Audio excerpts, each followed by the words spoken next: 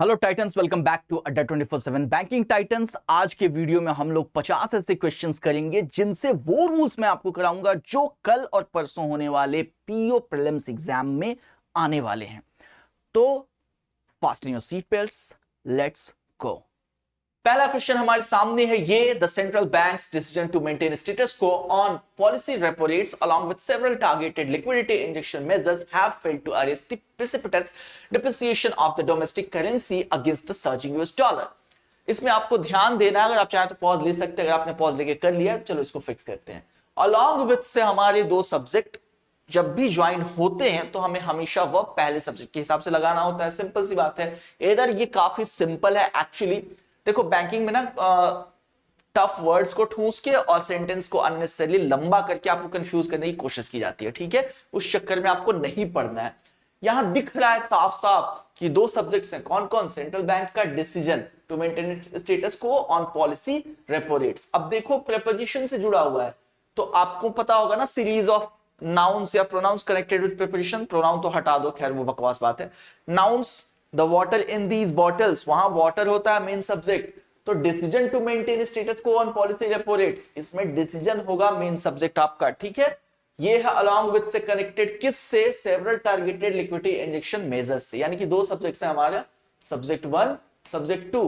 Along with से जुड़ा हुआ है आपका ये डिसीजन जो कि सिंगुलर है, तो इसके साथ सिंगुलर वर्ब होना चाहिए था, हैव की जगह हैज होना चाहिए था। सिंपलीफाई और कर दूं एक बार फिर से। देखो सबसे पहले ये देखो कि decision to maintain status quo on policy repo rates, यहां सब्जेक्ट मेन कौन सा है? ये है, क्योंकि प्रेपोजिशन से जब जुड़े होते हैं ना दो या तीन नाउन्स, तो हम जो पहला वाला होता है उस स्ट्रिंग में उसको मानते हैं मेन सब्जेक्ट, क्योंकि वही होता है, ठीक है। तो ये हमारा मेन सब्जेक्ट आ गया इस स्ट्रिंग का।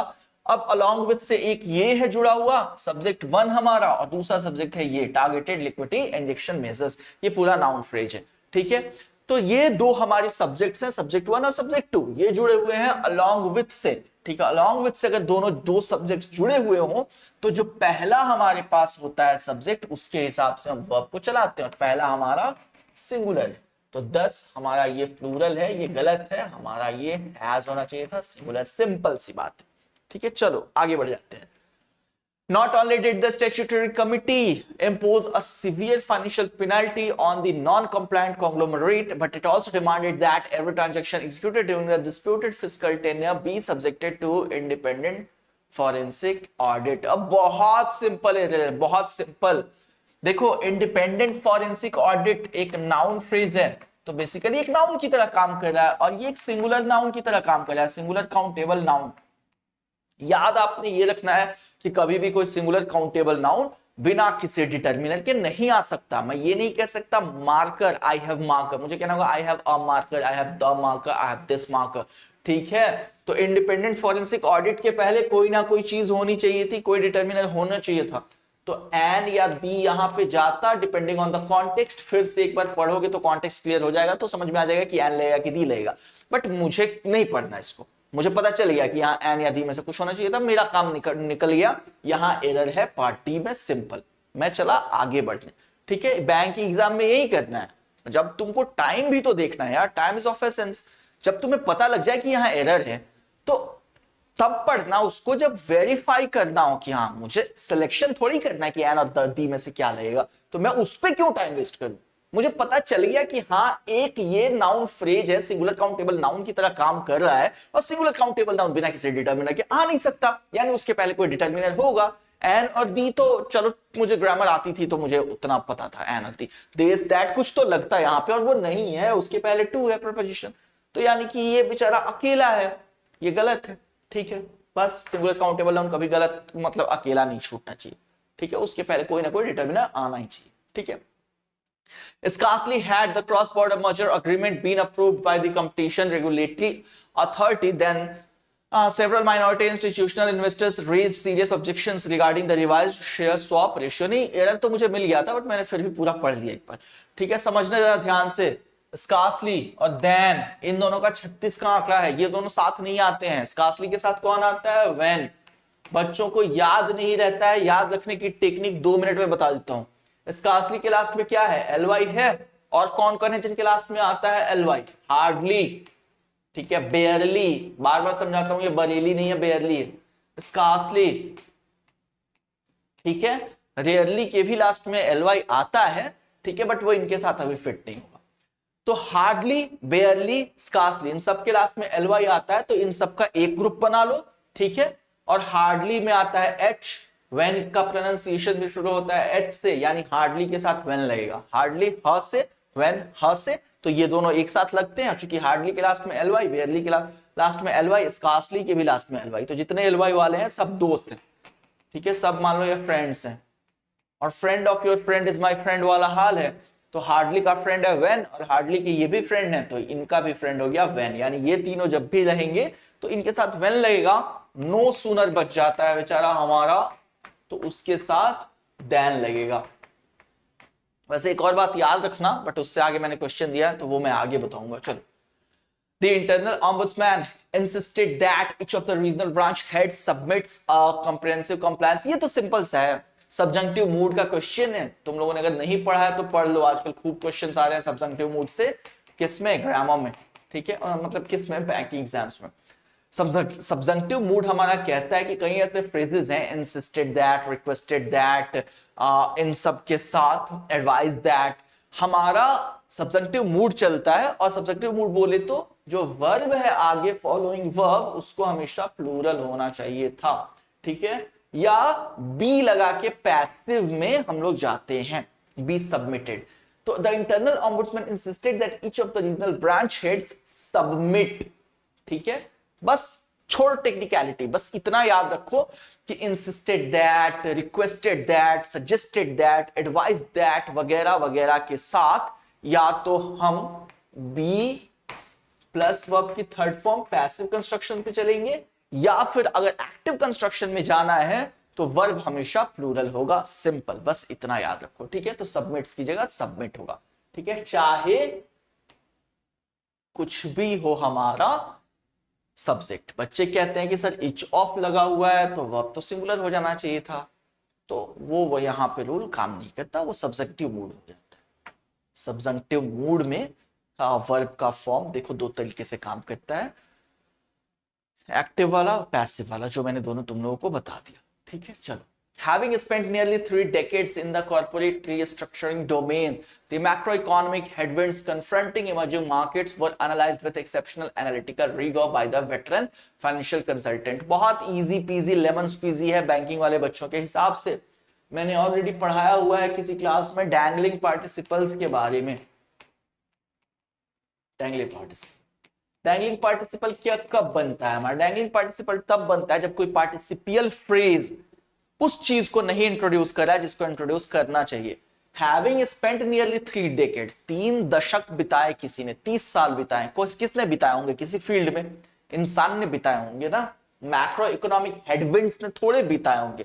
मैक्रो इकोनॉमिक हेडविंड्स मतलब आर्थिक बुरे हालात, फाइनेंशियल मतलब इकोनॉमिक सेक्टर में सब कुछ जब खराब हो रहा है। हेडविंड्स कहते हैं ना सामने से आने वाली हवाओं को, एरोप्लेन वगैरह जब जाते हैं और सामने से जो हवाएं आती है ना या शिप वगैरह, उनको हेडविंड्स इसलिए कहा जाता है क्योंकि वो हेड पे सीधे आ रही हैं और हमें रोक रही हैं। तो हेडविंड्स किसी भी जगह पे जब यूज होता है ना तो ऐसी परिस्थितियों के लिए यूज होता है जो आपको आपकी प्रोग्रेस को रोक रही हो।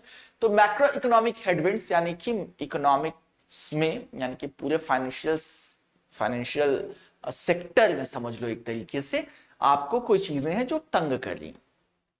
तो इनका अलग सीन है। यहाँ पे 3 डेकेड किसने बिताए थे? वेटरन फाइनेंशियल कंसल्टेंट ने। सिंपल सी बात है, तो उसको यहां होना चाहिए था इनके तुरंत बाद। यही कहा जाता है, यही रूल्स में है कि जब भी आप हैविंग के साथ पार्टिसिपियल फ्रेज बनाए, कोई भी पार्टिसिपियल फ्रेज बना हो तो वो आगे इंट्रोड्यूस करे अपने सब्जेक्ट को जो उसको कर रहा है। किसने बिताए हैं 3 डेकेड? किसने बिताए हैं?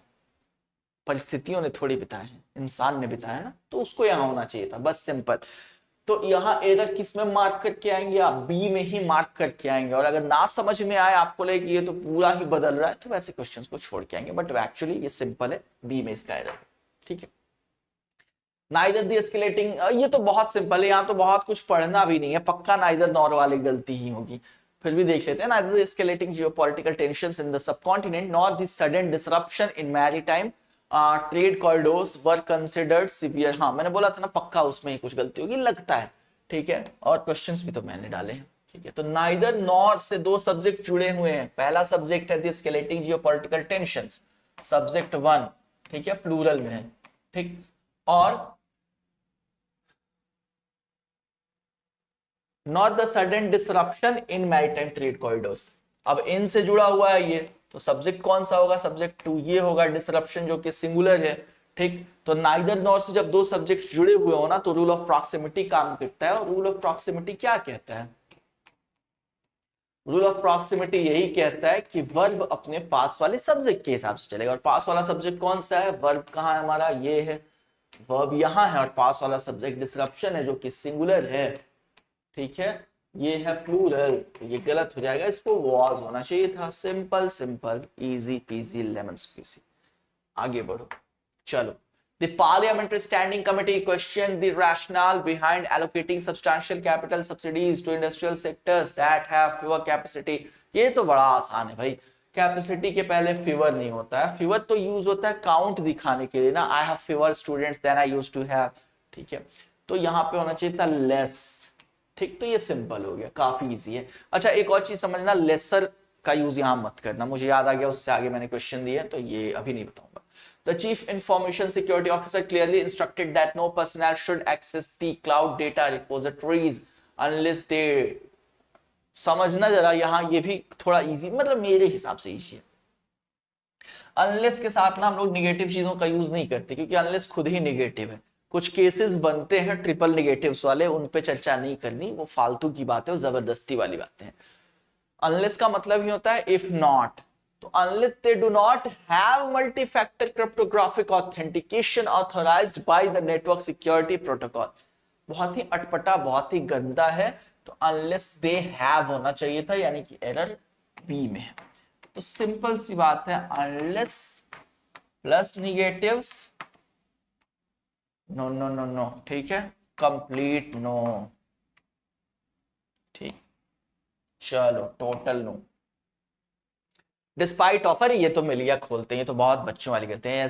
ऐसे क्वेश्चंस आ सकते हैं, आ सकते हैं, आएंगे, क्योंकि फटीग आया रहता है, जिटर्स आ रहे होते हैं, ठीक है। तो डिस्पाइट के साथ ऑफ नहीं लगेगा, याद रखना, सिंपल सी बात है।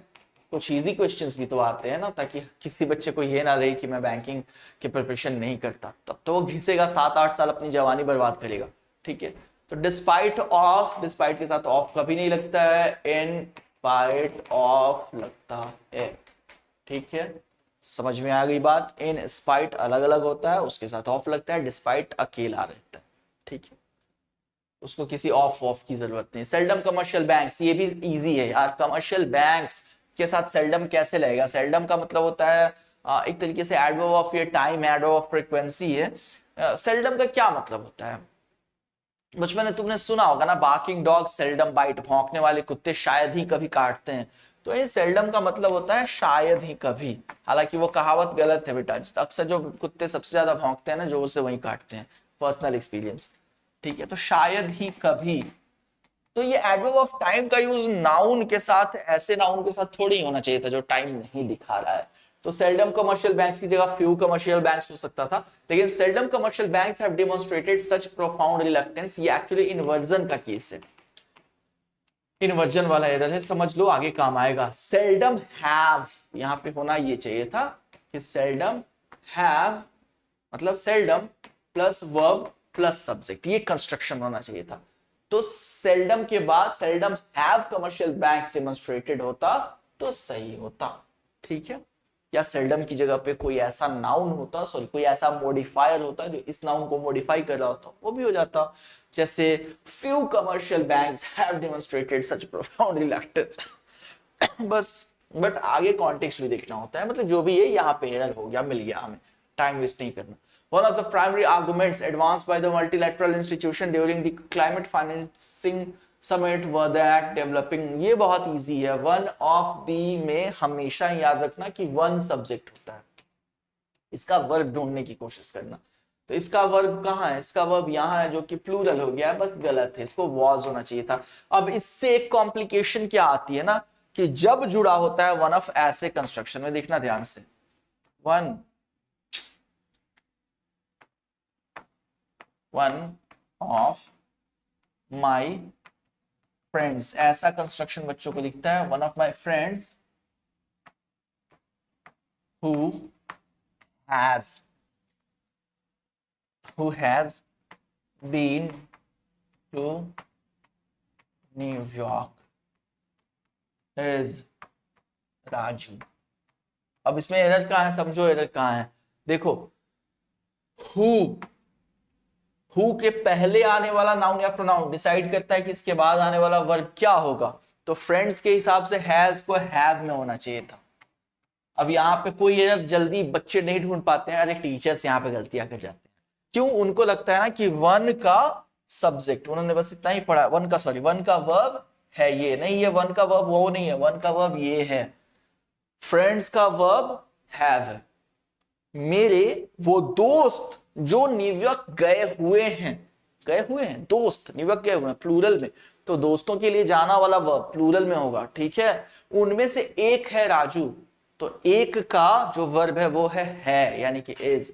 सिंपल सी तो बात है यार, सब्जेक्ट्स अलग अलग हैं, वर्ड्स अलग अलग हैं, उनके लिए अलग अलग वर्ब्स हैं। सिंपल, ठीक है, बहुत इजी हो जाता है ये, ठीक है, बशर्ते कि आप सही सब्जेक्ट को ढूंढ पाए, ठीक है। चलिए, The newly appointed executive director behaves as if he was। देखो as if as though वाले कंस्ट्रक्शंस दो तरीके से काम करते हैं, एक तो रियल पॉसिबिलिटी, एक हाइपोथेटिकल।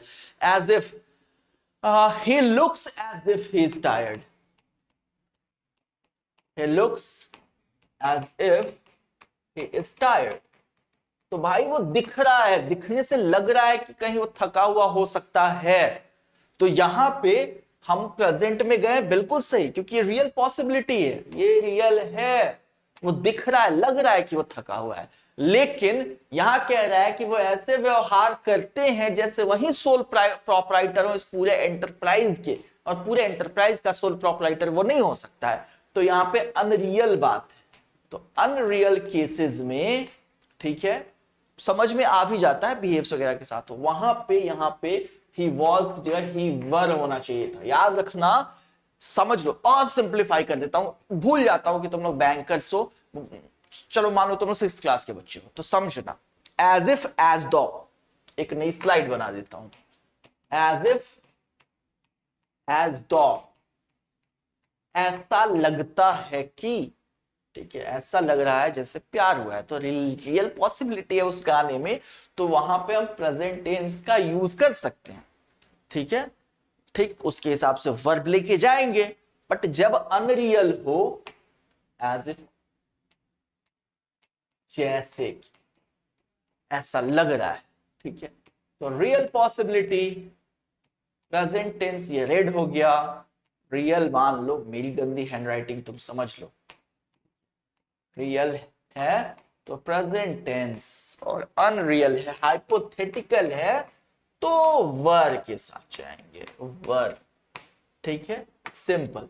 तो वो व्यवहार ऐसा कर रहे हैं जैसे वही सोल प्रोपराइटर हो, है नहीं, तो as if he were, simple. चलो, एक और आसान तरीका है पहचानने का, रियल वाले में ना looks like, seems like, feels like, seems as if, इस तरीके से आएंगे। The dynamic expansion of renewable energy generation capacity along with the aggressive phased retirement of the, एक मिनट में थोड़ा दूर हो जाऊं, of thermal power plants have necessitated significant upgrades to the national grid infrastructure to manage intermittent or spread dynamic expansion of renewable energy generation capacity along with the aggressive phased retirement of। अच्छा ठीक है, ये भी बहुत easy है, बस वही है, लंबा है तो पढ़ने में इंसान भटक जाएगा। तो along with के साथ एक्सपेंशन और retirement of thermal power plants जुड़े हुए हैं, ठीक है। तो पावर प्लांट्स यहां सब्जेक्ट नहीं है एक्चुअली, क्योंकि ऑफ दिख रहा है ना प्रीपोजिशन से, तो सब्जेक्ट या तो ये है हमारा या ये है, तो दो सब्जेक्ट है हमारे पास। लेकिन along with से जुड़े हुए हैं, तो पहले वाले सब्जेक्ट के हिसाब से हमारा वर्ब होना चाहिए। वर्ब कहां है? यहां है, इसको होना चाहिए था हैज, सिंपल। तो यहां पे एरर पार्ट सी में। The private equity consortium is looking forward to invest in indigenous artificial intelligence enterprises that develop enterprise solutions for predictive risk modeling in the financial services domain। The private equity consortium is looking forward to, okay simple, बहुत simple error है और मैंने खुद question डाला हुआ है, मैंने खुद क्वेश्चन बनाया हुआ है, फिर भी मैं 2 मिनट के लिए सोचने लगा कहां है हमारा एरर, या नो एरर वाला तो नहीं है। देखो लुकिंग फॉरवर्ड या लुक फॉरवर्ड ये सब ऐसे फ्रेजेस है ना जो इनके बाद टू अगर आता है तो उसके बाद आईएनजी फॉर्म होना चाहिए, मतलब जेरंड होना चाहिए, ठीक है, इन्वेस्टिंग होना चाहिए था, looking forward to investing, look forward to meeting you, ऐसे हम यूज करते हैं, not meet you. Between the 5 state owned commercial banks participating, अरे 5 है तो बिटवीन कैसे हो गया, तो बहुत आसान है, अमंग होना चाहिए था, अमंग, ठीक है। आगे बढ़ जाते हैं, द सॉवरेन बॉन्ड समझा भी दो, ठीक है, तो मतलब बिटवीन का यूज 2 के साथ होता है, अमंग का यूज 2 से ज्यादा के साथ होता है। 5 स्टेट ओन्ड कमर्शियल बैंक्स हैं जो पार्टिसिपेट कर रहे हैं, तो इनके साथ बिटवीन क्यों लगेगा, 5 है ना, 2 होते तो बिटवीन लगता, 5 है तो अमंग लगेगा, सिंपल, या अमंगस्ट समझ लो, अमंग और अमंगस्ट एक ही चीज होते हैं, उस फालतू की बकैती में नहीं फंसना है कि अमंगस्ट वोवेल के साथ, अमंग कॉन्सोनेंट के साथ, प्लीज, ठीक है। The sovereign bond yields rose sharply after market participants anticipated that the federal government would borrow substantially more capital than what was originally projected in the medium-term fiscal consolidation roadmap. Sovereign bond yields rose sharply after market participants anticipated that the federal government would borrow substantially more capital than what was originally projected in the medium term fiscal consolidation roadmap. इसमें कोई error नहीं, ठीक है। चलो finally एक no error वाला sentence हमें मिला। Although the newly deployed automated trading algorithm is vastly, इसीलिए लाइव क्लासेस में तो कोई आता ही नहीं। अब ये लाइव क्लास होती तो कोई बच्चा, मैं लाइव क्लास इसीलिए नहीं करा रहा हूं, मैंने तो क्लासेस ही करानी छोड़ दी, मेरा ऑलरेडी पेड बैच चल रहा है, मैं खुश हूं। कौन जाए जब फ्री के माल की कदर नहीं है बच्चों को, तो बाहर में जाए, ठीक है। जिससे नहीं पढ़ना मुझसे, मैं क्यों उसको पढ़ाने में इंटरेस्ट लूं, जिससे पढ़ना है वो पैसे देके पढ़ना है, मैं उसे पढ़ाऊंगा। तो क्या ये रहा था ना कि लाइव क्लास में तो कोई आता है नहीं, कमेंट्स वगैरह आते नहीं, ये जैसे नो एरर वाले सेंटेंसेस मैंने बता दिया कि नो एरर है, बट किसी बच्चे को कहीं एरर लग रहा होता तो लाइव क्लास में वो पूछता तो सही, कमेंट तो करता कि सर मुझे तो एरर ये लग रहा था, तो मैं समझाता कि वहां एरर क्यों नहीं, तो उसके अपने फायदे हैं। Although the newly deployed automated trading algorithm is vastly superior than, ये तो बहुत इजी है, superior, inferior, major, minor इन सब के साथ टू लगता है, ठीक है, समझ लो। OR पे जो एडजेक्टिव खत्म होते हैं ना उनके साथ टू लगता है, than नहीं लगता है, ठीक है। than उनके साथ गलत है, टू उनके साथ सही है, सिंपल बात है। चलो, The committee chairman requested the presenting analyst to kindly repeat again. ये इसमें तो बहुत से एरर्स हैं, ये काइंडली का कलर किसने बदल दिया, अच्छा मेरे से ही गलती हो गई है, ठीक है, मैंने इधर उधर किया है ना कुछ, ठीक। तो काइंडली रिपीट अगेन, बहुत गलतियां हैं इसमें, रिपीट के साथ अगेन तो लगना नहीं चाहिए था ना, सुपरफ्लुअस एक्सप्रेशन हो गया। रिपीट का मतलब ही होता है किसी बात को कहना, रिपीट अगेन, रिटर्न बैक, ये सब सुपरफ्लुअस एक्सप्रेशन है। रिटर्न का मतलब ही होता है गिव बैक, वहां बैक क्यों लगाना, वैसे ही रिपीट अगेन, रिपीट का मतलब ही होता है से अगेन, तो वहां अगेन लगाने की कोई जरूरत नहीं, रिपीट ही काफी, तो वहां पे अगेन नहीं होना चाहिए था, सिंपल, वो गलत है। Had the prudential regulatory authorities acted proactively upon receiving the confidential whistleblower dossier, the catastrophic liquidity shortfall that crippled the cooperative lender could have been easily averted. No error वाला question है, कहीं भी कोई दिक्कत इसमें नहीं।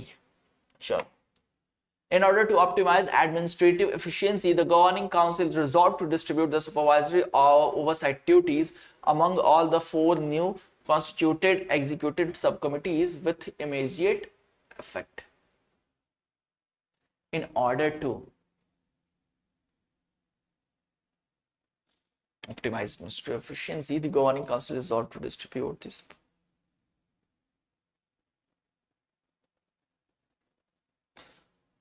For new constituted, नहीं, newly constituted। ये क्वेश्चन भी मैंने खुद से बनाया हुआ है, लेकिन मैंने कोई आज तो बनाया नहीं है। क्वेश्चंस पुराने होते हैं, धीरे धीरे इंसान उनमें खुद भी उलझ जाता है, यही बात मैं कहता हूं। जरूरी नहीं कि हर क्वेश्चन तुम कर लो, लेकिन इंग्लिश ग्रामर को ढंग से पढ़ो, बार बार पढ़ो, अच्छे से उसकी प्रैक्टिस करो, रिवीजन करो, तो 40 क्वेश्चंस में से तुमने ढंग से, ग्रामर के कितने ही क्वेश्चंस आते हैं, मतलब कितना होता है, 12, 13, 14, जिनमें ग्रामर का रोल होता है कुछ, बाकी थोड़ा वो कैप का, थोड़ा रीडिंग का रोल होता है। तो 14, 15, 15, अगर 15 में से तुम ग्रामर के 12 भी ठीक कर ले रहे हो तो बाकियों में से मतलब 40 में से 32, 33 तुम्हारे सही हो जाए तो वो तुम्हारा पूरा का पूरा स्कोर हो जाएगा। समझ रहे हो?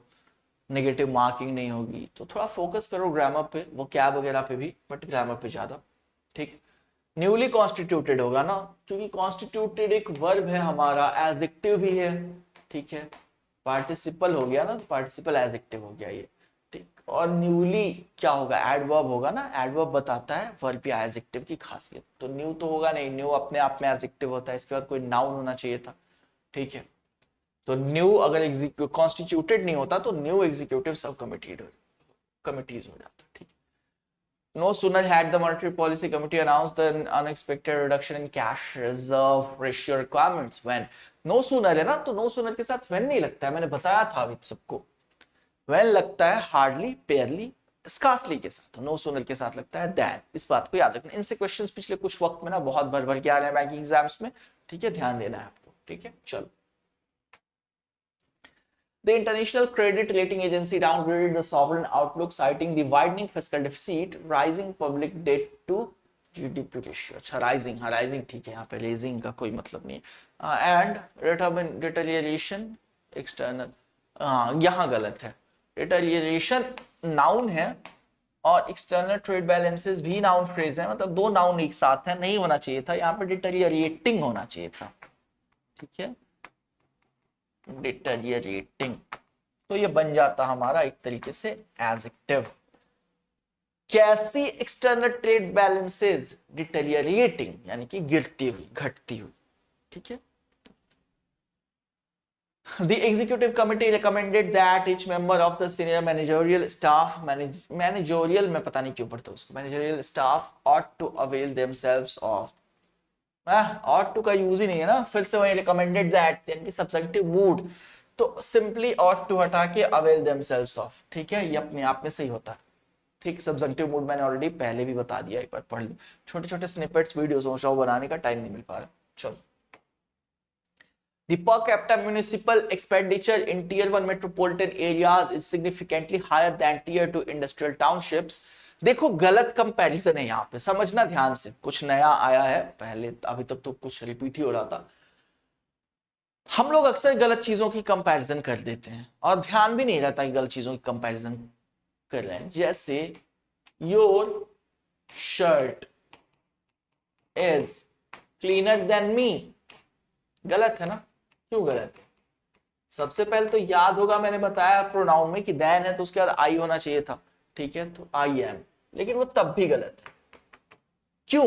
क्योंकि शर्ट, तुम्हारी शर्ट मुझसे ज्यादा साफ है, ऐसा कहना चाह रहे हैं क्या? अगर कहना चाह रहे हैं तब वो सही है, लेकिन अगर तुम्हारी शर्ट मेरी शर्ट से ज्यादा साफ है, ये कंपैरिजन करना है, तो यहां शर्ट का कंपैरिजन होगा ना, माइन। समझ रहे हो? मेरे मार्क्स तुमसे ज्यादा आए हैं, हिंदी में कह देते हैं, इसका मतलब क्या है? तुम्हारे मार्क्स से ज्यादा आए हैं। तो कंपैरिजन करते हो ध्यान देना है कि किसका कंपैरिजन हो रहा है।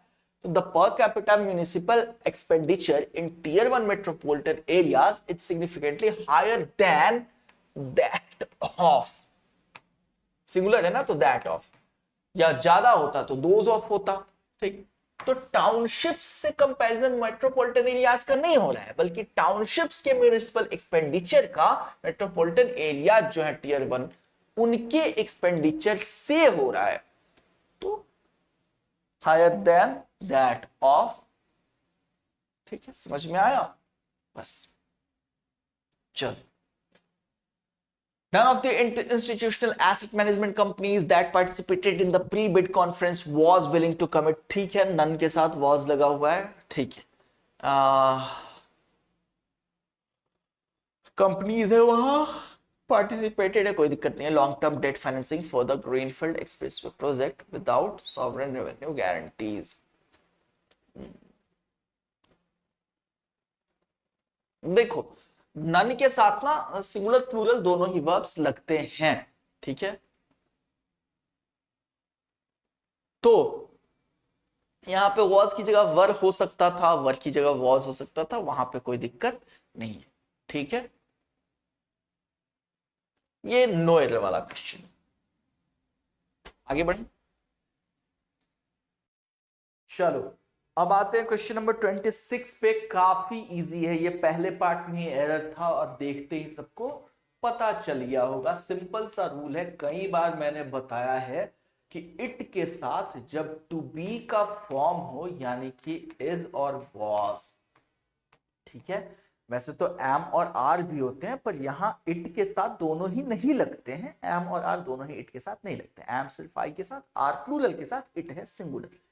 तो जब भी इट के साथ इज और वॉज हो, चाहे आगे हो या पीछे, यानी कि आपके सामने लिखा हो सकता है इट इज या इट वॉज, ठीक है। थोड़ा इसको क्लियर ही कर देता हूं, इट इज लिखा होगा, इट वॉज लिखा होगा, ठीक है, या इज इट लिखा होगा, या वॉज इट लिखा होगा। तो जब भी इनमें से कुछ भी हो, तो उनके बाद जो प्रोनाउन होता है ना, वो सब्जेक्टिव केस में रहता है। इस पे ध्यान देना है हमेशा, सब्जेक्टिव केस में रहता है। तो कभी भी इट वॉज हिम नहीं होगा, इट वॉज ही होगा, इट इज आई होगा, इट इज मी नहीं होगा, ठीक है। इस चीज पे ध्यान आप सबको देना है। एरर है पार्ट ए में, रूल भी आप लोग समझ गए। The overarching objective of the newly formulated industrial policy is not only to stimulate indigenous semiconductor manufacturing, but also supporting the creation of robust downstream supply chains. Is not only, देखो not only के साथ यहां to structure आया है, मतलब infinitive आया है, to infinitive, जबकि नॉट ओनली का जो भाई है बट ऑल्सो, उसके बाद क्या है, आईएनजी। इसी चीज पे ध्यान देना होता है, आइदर और है, नाइदर नॉर है, नॉट ओनली बट ऑल्सो है। तो ये जब ज्वाइन करते हैं तो अपनी तरह की, इसीलिए इनको कॉन्ज्वाइनिंग या कोऑर्डिनेटिंग कहा जाता है, ठीक है, क्योंकि एक जैसी ही चीजों को ये जोड़ते हैं, यानी कि इनके बाद आने वाले जो वर्ड्स हैं वो एक जैसे होने चाहिए, एक क्लास में होने चाहिए। यहां इन्फिनिटिव है, यहां है हमारा इन्फिनिटिव, बट यहां पे हमारा है जेरेंट, जो कि नहीं होना चाहिए था। या तो यहां भी होता टू सपोर्ट, या यहां स्टिमुलेटिंग, ठीक है। तो पहले वाले में तो एरर थोड़े निकालेंगे, तो लिखा जा चुका है, तो यहां एरर है, ठीक है। Not only to stimulate but also to support, ये होना चाहिए था, ठीक। चलो, barely had the international delegation concluded its keynote presentation before the delegates from developing nations raised pertinent questions regarding the equitable distribution of climate adaptation funds at the plenary session. ये फंसाएगा सबको exam में अगर आया तो, पता है क्यों? क्योंकि ये नो एरर वाला है। लेकिन जैसे सारे लोग बेयरली देखते हैं, दिमाग में क्लिक करने लगता है कि उसके साथ तो सिर्फ क्या होगा, वेन होगा, ठीक है। हार्डली, बेयरली, स्कार्सली के साथ सिर्फ वेन होगा, ऐसा लोगों को लगता है। जी नहीं, बिफोर भी हो सकता है उनके साथ। ये याद होगा अगर किसी को, वीडियो की शुरुआत में कोई क्वेश्चन आया था जहां मैं बताने जा रहा था, फिर मैं रुक गया कि आगे मैंने इससे क्वेश्चन दिया हुआ है। तो हार्डली, बेयरली, स्कार्सली, याद रखिएगा, ये अपने साथ लेते हैं व्हेन या बिफोर, ठीक है। आई डोंट थिंक कि बिफोर वाला क्वेश्चन आया हुआ है, तो अब आ सकता है। ये आया होगा तो मुझे ध्यान में भी आ नहीं रहा। The newly amended whistleblower protection guidelines explicitly prohibit any commercial organization from initiating retaliatory action against any employee that disclose, मिल गया एरर मुझे यहीं पे, financial irregularities to the statutory enforcement directorate. समझो जरा, दैट, हु, व्हिच, दैट, इनके साथ rule क्या है? रूल ये है कि इनके पहले आने वाला जो नाउन या प्रोनाउन होगा, जो एंटीसीडेंट जिसको हम लोग कहते हैं, वर्ब उसी के हिसाब से होता है। तो दैट के पहले क्या है, एम्प्लॉय, जो कि सिंगुलर नाउन है, और दैट के बाद है डिस्क्लोज, जो कि प्लूरल वर्ब है। तो इसको होना चाहिए था सिंगुलर में, इसको क्या होना चाहिए था, इसको होना चाहिए था डिस्क्लोज दिस, ठीक है, सिंगुलर। तो बस यही है आपका एरर। ठीक है, आई होप कि रूल समझ में आ रहा हो। सपोजिंग इफ, अरे यार ये तो शुरू में ही गलती मिल गई इसकी। ठीक, सपोजिंग इफ क्या होता है, या तो हम सपोज कहेंगे या हम कहेंगे एफ। ठीक है, और ये तो बिल्कुल ही गंदी बात है। सपोजिंग इफ कभी यूज मत करना, सपोज इफ भी मत यूज करना यार, सिर्फ सपोज करना या इफ करना। लोग कह देते हैं, बोलते हैं suppose if I go there and this happens. नहीं, सबसे पहले तो सपोज या इफ दोनों में से कोई एक होगा और वो पास्ट में रखना, I went there and this happened, ऐसा कुछ। चलो, the persistent surge in global freight rates has an adverse effect। ठीक है, पता नहीं अभी मेरा दिमाग ज्यादा काम कर रहा है, बीच में मैंने ब्रेक लिया हुआ था, वरना थोड़ी देर पहले जो हालत थी उसमें तो मुझे इसका एरर दिखता ही नहीं।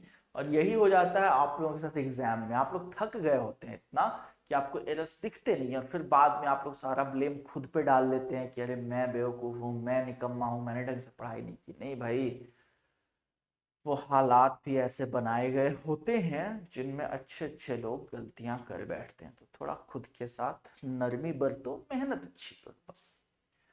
देखो जैसे मैं समझा रहा था, मैं सच में इससे गुजर जाता अभी। एडवर्स अफेक्ट वर्ब है, एडवर्स एडजेक्टिव है, इसको अपने बाद नाउन लेना था इफेक्ट। ठीक है, अफेक्ट के साथ एडवर्सली जाएगा, एडवर्ब इसका भाई। ठीक है, एडवर्सली।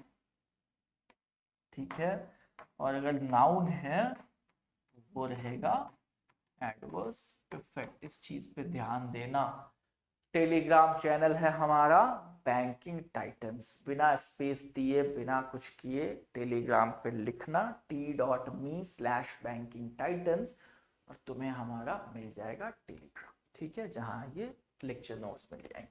चलो, neither of the four algorithm, अरे यार ये तो बैंकिंग लेवल से बहुत थोड़ा लो लेवल का क्वेश्चन हो गया, आएंगे लेकिन ऐसे क्वेश्चंस बीच बीच में।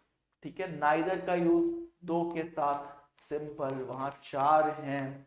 ठीक है, नाइदर का यूज होता है एग्जैक्टली टू, आइदर हुआ, नाइदर हुआ, बोथ हुआ, तो ये एग्जैक्टली टू के लिए यूज होते हैं।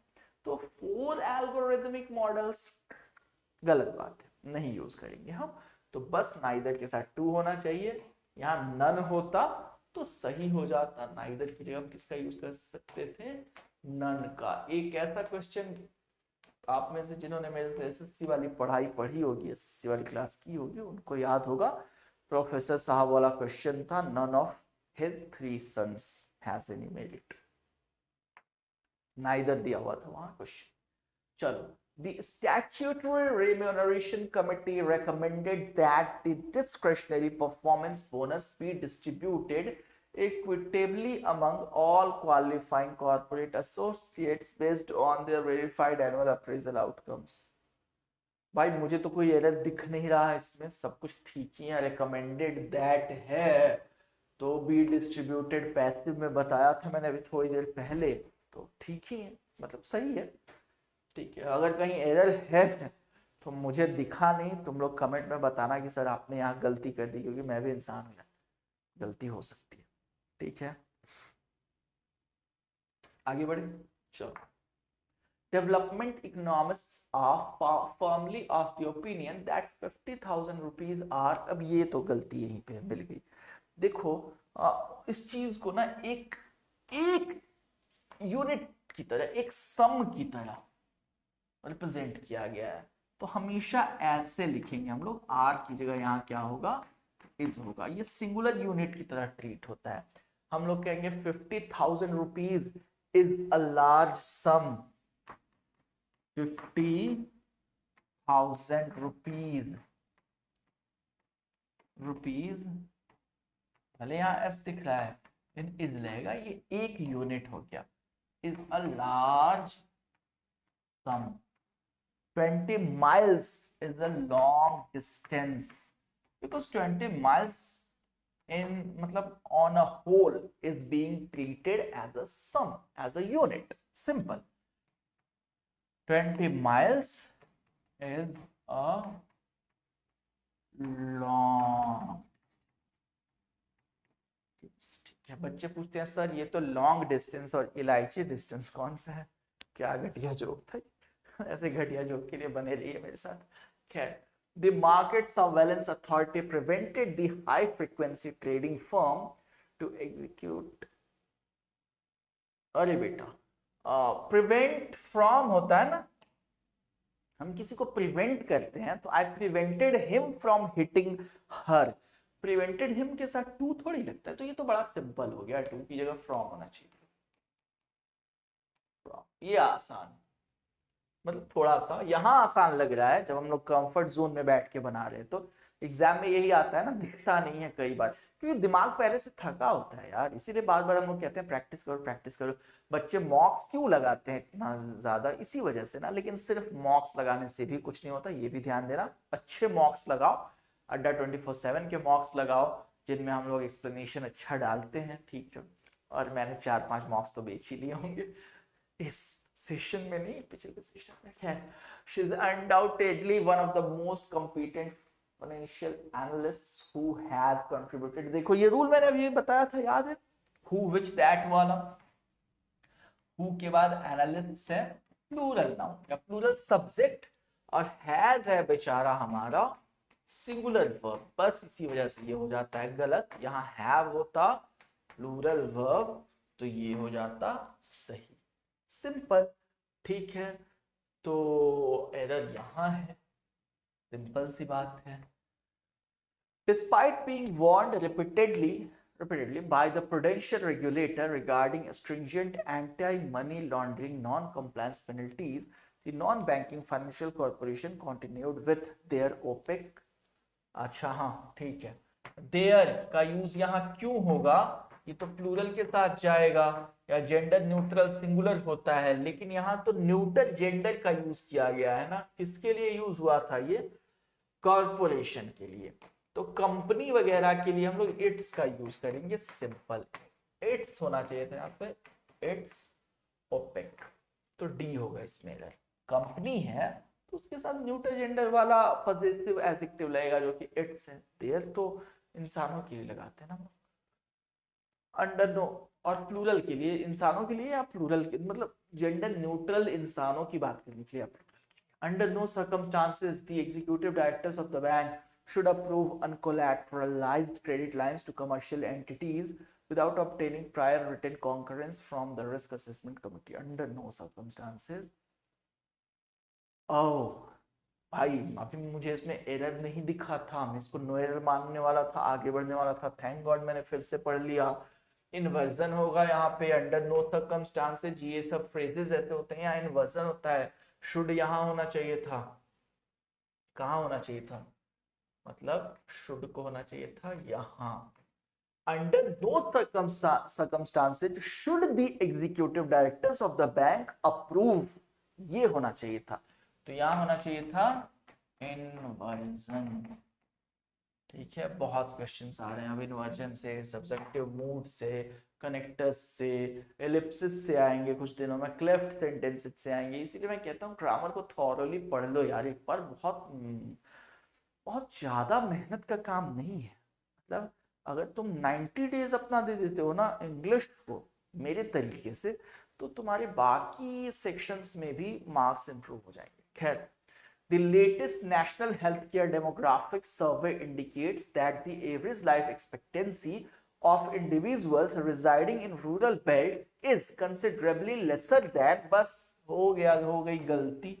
ठीक है, मैं अभी सोच रहा था कि कहीं यहां फंसाने की कोशिश की गई है, तो लेसर देन नहीं होता, लेस देन होता है, हमेशा सारे लोग याद रखना। लेसर देन नाम की कोई चिड़िया होती ही नहीं है, लेसर होता है लेकिन ये एडजेक्टिव की तरह यूज होता है, इसका मतलब होता है छोटा, ये कंपैरेटिव फॉर्म नहीं है लेस का, ठीक है।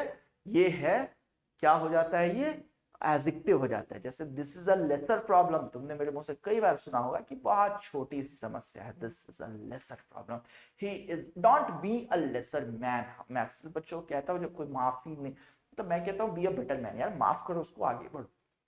जबरदस्ती के ग्रजेस होल्ड करना, you are trying to be a lesser man, छोटा इंसान। चलो मैं स्क्रीन पे देख रहा था ये कौन गंदा आदमी है, फिर मुझे पता चला वो मैं ही हूँ। खैर, although the software architect possessed little knowledge about legacy meant from architecture, he successfully rectified the critical core banking glitch before any customer transactions could be. एक मिनट,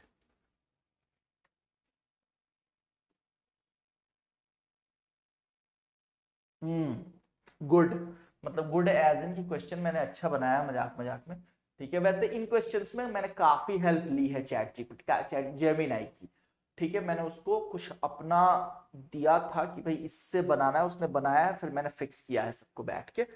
तो आप कह सकते हैं कि उसने एक अच्छे असिस्टेंट का काम किया है। पैसे देखिए मैं एक टाइपिस्ट रखता, वही काम उसने किया हुआ है, बाकी मैंने फिक्सिंग की है खुद से काफी कुछ। देखो एडवर्सली कॉम्प्रोमाइज, कॉम्प्रोमाइज तो खुद निगेटिव है और एडवर्सली भी निगेटिव है, ऐसे हम लोग यूज नहीं करते हैं एडवर्सली कॉम्प्रोमाइज। जब वो कॉम्प्रोमाइज हो गया, किसी का अकाउंट, कोई ट्रांजैक्शन अगर कॉम्प्रोमाइज हो गया, एडवर्स तो बात हो ही गई। तो यहाँ पे सिर्फ कॉम्प्रोमाइज होता, एडवर्सली नहीं होता तो ठीक होता, या एडवर्सली अफेक्टेड होता, जो कि न्यूट्रल वर्ड है, ना नेगेटिव जाता ना पॉजिटिव, तब ये हो सकता था।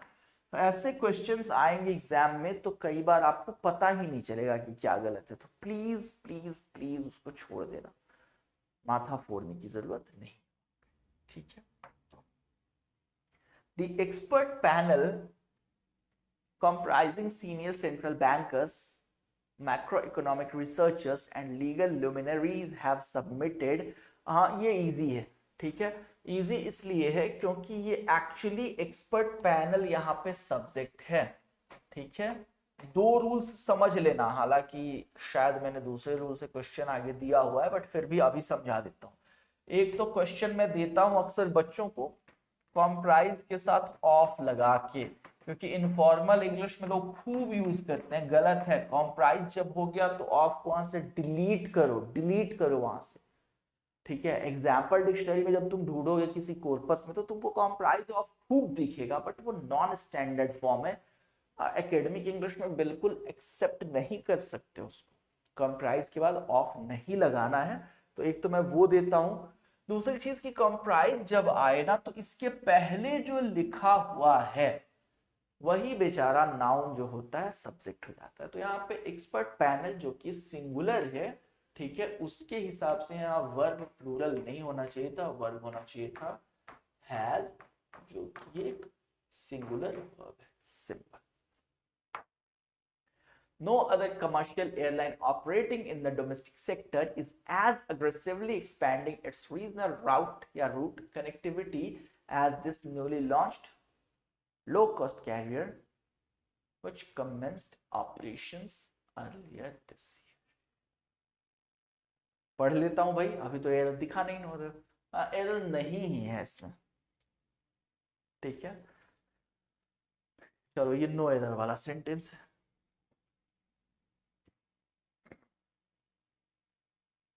चलो आगे बढ़ते हैं। If the government would have, ये तो एरर मिल गया, मैंने कितनी बार बताया हुआ है कि इफ क्लॉज में मॉडल्स को नहीं लाना चाहिए। एक खास केस वही पोलाइटनेस वाला, या एक और केस था इफ यू शुड, ठीक है, तो वो अलग हो जाता है। तो if the government would have implemented की जगह हमें सीधा लिखना था if the government had implemented, या इन्वर्जन करके हम लिखते had the government implemented. If the government would have implemented, no no, strong no no, ठीक है। चलो, the newly appointed special public prosecutor assured the court that he will look into the complex, मुझे मिल गई गलती, financial embezzlement allegations, pause करके तुम्हें ढूंढना है तो ढूंढो, with utmost diligence and without allowing any external influence to impede the investigation। अब गलती मिल गई फिर भी पूरा क्यों पढ़ा भाई, ओवर कॉन्फिडेंस नहीं हो सकता मैं। खैर, तो assured है, assured यानी कि ये पास्ट में है, ठीक है, तो विल की जगह हमें वुड यूज करना था, याद रखेंगे। I assure you that I will take care of this, ठीक है। प्रेजेंट में अश्योर बोल रहा हूं, तो विल लगाऊंगा। अब परसों मैं इसकी बात करूं तो मैं कहूंगा I assured you that I would. आई बात समझ में? क्योंकि पास्ट का फ्यूचर दिखाना है ना, अब यहाँ पे पास्ट का फ्यूचर विल थोड़ी दिखाता है, वुड दिखाता है। ठीक, सिंपल। अब a substantial proportion of the developmental budgetary grants allocated for the construction of rural healthcare infrastructure were left, फिर से गलती यहीं पे मिल गई, वर क्यों होगा? वर बिल्कुल नहीं होगा, वर एक प्लूरल वर्ब है और यहाँ पे असब्सटैंशियल प्रोपोर्शन ए भी लगा हुआ है बेचारा, सिंगुलर सब्जेक्ट है तुम्हारा, एक सिंगुलर नाउन फ्रेज है। ठीक है, तो यहाँ पे वॉर कीजिएगा, वॉज था, क्या होना चाहिए था, वॉज। Simple simple. ठीक, चलो। The managing director along with the entire board of independent directors were present। ठीक है, along with के साथ मैंने दो सब्जेक्ट डाले हैं, मैनेजिंग डायरेक्टर और बोर्ड ऑफ इंडिपेंडेंट डायरेक्टर्स, दोनों ही सिंगुलर हैं। देखो एक्चुअली बोर्ड ही यहाँ पे सब्जेक्ट होता। ठीक है, बोर्ड ऑफ इंडिपेंडेंट, ऑफ से जुड़े हुए हैं ना, तो ये नहीं होंगे। देखो प्रेपोजिशन से जुड़े होते हैं ढेर सारे नाउन्स, तो प्रेपोजिशन के पहले वाला नाउन हमारा सब्जेक्ट होता है। तो इस स्ट्रिंग में ये सब्जेक्ट है आपका, ठीक है, ये नहीं है सब्जेक्ट्स। ठीक है, और इस स्ट्रिंग में ये सब्जेक्ट है, तो दोनों ही सब्जेक्ट सिंगुलर हैं, अलोंग विद से जुड़े हुए हैं, वर्ब की जगह वॉज होना चाहिए था। अगर एक प्लूरल होता तो अलोंग विथ वाला वो रूल अप्लाई कर देते हैं कि पहले वाले के हिसाब से, यानी कि डायरेक्टर के हिसाब से। अगर डायरेक्टर्स होता तो वर्ड ठीक था, डायरेक्टर है तो वॉज होता। इंटीग्रेटेड अप्रोच की बार बार जो मैं बात करता हूँ ना ग्रामर में, वो यही है यार। सारे चैप्टर्स पढ़ लो ना एक बार ढंग से, एक बार पढ़ लो, फिर दिमाग खुद ही कनेक्ट करके दे देता है, फिर प्रैक्टिस करते रहो। You he and I R collectively responsible for the catastrophic administrative lapse, बहुत इजी है। देखो किसी गलती की बात हो रही है, वैसे में यू ही एंड आई नहीं होगा, 1 2 3 होगा, यानी कि आई यू ही होगा। ठीक है, याद रखना इसको, क्योंकि क्या है यहाँ पे ब्लेम की बात हो रही है। इस चीज की बात हो रही है, ब्लेम। तो ब्लेम है, शेम है, एम्बैरेसमेंट, शेम होती है ह्यूमिलिएशन, इंसल्ट वगैरह, इन सब में चूंकि ये निगेटिव है तो ऑब्वियसली हम लोग 1 2 3 का यूज करेंगे। ठीक है, बस। और पॉजिटिव सिनेरियो हो तो 2 3 1 याद। The sovereign wealth fund manager remarked that the valuation demanded by the electrical vehicle enterprise was too exorbitant that no institution। अच्छा हाँ ठीक है, मिल गई गलती। तो देखो होता क्या है, हम लोग सो के साथ दैट लगाते हैं और टू के साथ टू लगाते हैं। She is too beautiful to approach, वो इतनी खूबसूरत है, मतलब मेरी औकात के बाहर है, तो मैं क्यों उसको अप्रोच करूं। और she is so beautiful that I am afraid to approach, ऐसे हम लोग लिखते हैं।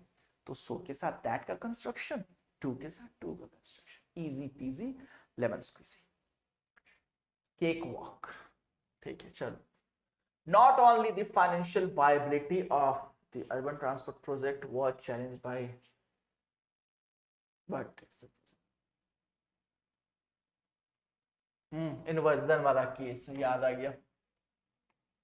Not only was the financial viability of the urban transport project challenged, ठीक है, not only है तो हमें इसके साथ इन्वर्जन करना था। ठीक, not only plus auxiliary verb plus, ठीक, simple. The legal counsel categorically affirmed that neither the promoter nor his executive associates have any valid proprietary claim. Nor his executive associates neither have, ठीक है, यहां तक तो ठीक है, क्योंकि neither nor rule of proximity को फॉलो करता है। तो नाइदर नॉर में क्या होता है कि जो वर्ब के पास है उसके हिसाब से वर्ब रहेगा, हैव के पहले एसोसिएट्स है, प्लूरल प्लूरल, ठीक है यहां तक। Claim on the commercial patents, claim on नहीं, यहां गलती हो गई। देखो क्लेम वगैरह के साथ ना ऑन नहीं लगता है, इनके साथ लगता है ओवर। ठीक है, तो गलती हमारा पार्ट सी में।